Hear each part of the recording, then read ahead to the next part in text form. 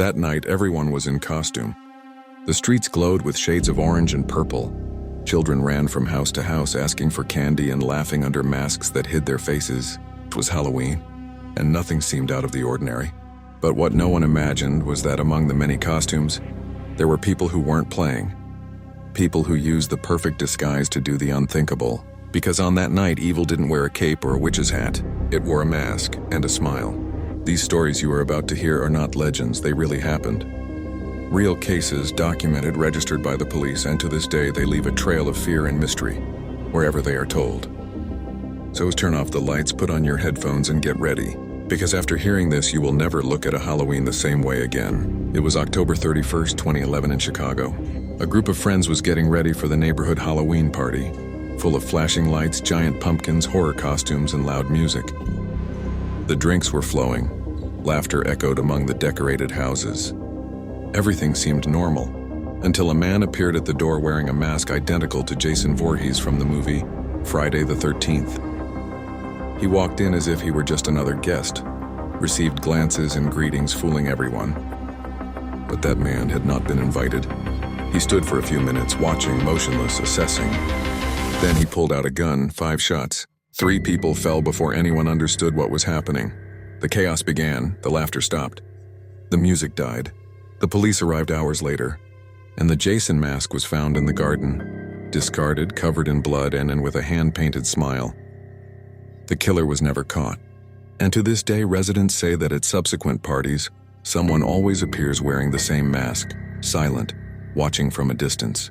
But Halloween had already been stained by one of the most terrifying crimes in history. In 1974, in Pasadena, Texas, what seemed like just trick-or-treating turned into absolute horror. A man named Ronald Clark O'Brien, respected in the community, a church deacon, a family man, an optometrist, took his children and some friends to ask for candy. That night, however, he had planned something that would shock the nation. He distributed 5 tubes of pixie sticks, long tube-shaped candies filled with sugary powder, to 4 children and himself.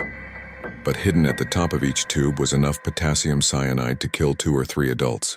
His own 8-year-old son, Timothy O'Brien, chose one of these tubes. He complained that the candy tasted bitter.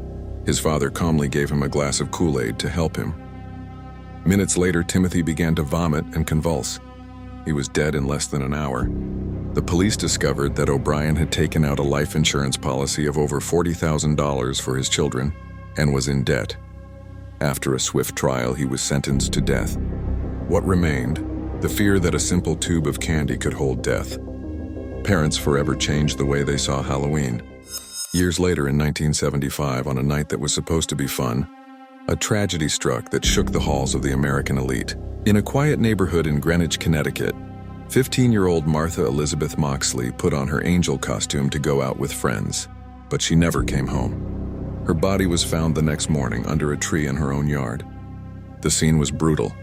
Multiple blows with a golf club, part of the Skakel family's golf set, and a stab wound to her neck. For decades, the crime remained unsolved. In 2002, Michael Skakel, then a distant cousin of the Kennedy family, was convicted. But in 2018, his conviction was overturned due to procedural errors, and in 2020, the state decided not to retry him. In many accounts, witnesses heard laughter that night, heard someone whisper, "She'll never laugh at me like that again."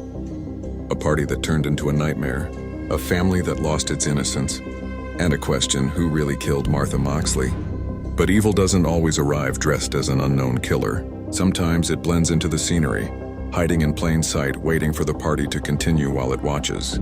In 2005, in the small town of Frederica, Delaware, residents woke up to see something strange hanging from a tree. It looked like a Halloween decoration, a hanged woman swaying in the wind. Since it was Halloween, nobody called. Nobody screamed, nobody called the police. The party went on. No one suspected a thing. Until a neighbor, looking closely, realized that it wasn't a decoration. It was a real body, a woman who had committed suicide during the night. The body hung there for more than 9 hours before anyone noticed. No one suspected, no one trembled, because it was Halloween. In 2012 in California, a group of friends decided to throw a Halloween party at home. Beer, scary costumes, loud music, laughter. In the early hours, a strange smell began to permeate the garden. something rotten, unrecognizable. Some thought it was part of the decorations, maybe a special effect. But as dawn broke, one of the guests, still with a cup in his hand, decided to dig into the soil out of curiosity. And he found what no one could have imagined. A body buried right there under the Halloween lights and smiling pumpkins. The corpse belonged to a man who had been missing for 3 days. The homeowner was arrested as the prime suspect. Hundreds of people unknowingly had danced and taken pictures next to a hidden horror. And then there's an even stranger case from 1957 in Los Angeles. A man was found dead sitting at the table in his own dining room, wearing a rubber mask that completely covered his face. When the coroners tried to remove the mask, they realized it was glued to his skin with something like industrial adhesive. Under the mask, his face was unrecognizable, disfigured. No documents, no name, nothing. Just a set table, 2 chairs, and an empty plate in front of the body. A lonely dinner that ended in eternal silence. To this day, no one knows if it was murder, suicide, or something even darker. A ritual, perhaps, or a costume party gone wrong. And in 2001, the last case on this list, the 21-year-old South Korean student Hyun Jong-song came to the United States to study in Massachusetts. She was shy, studious, excited to go out on Halloween night. She left college in a simple costume, saying she was going to a party, but she never arrived. 2 days later, her car was found abandoned near a forest with her purse, documents, and cell phone still inside. No trace, no sign of a struggle. Witnesses claimed to have seen a woman in torn, barefoot clothes walking along a forest access road. But when the police arrived, there was nothing.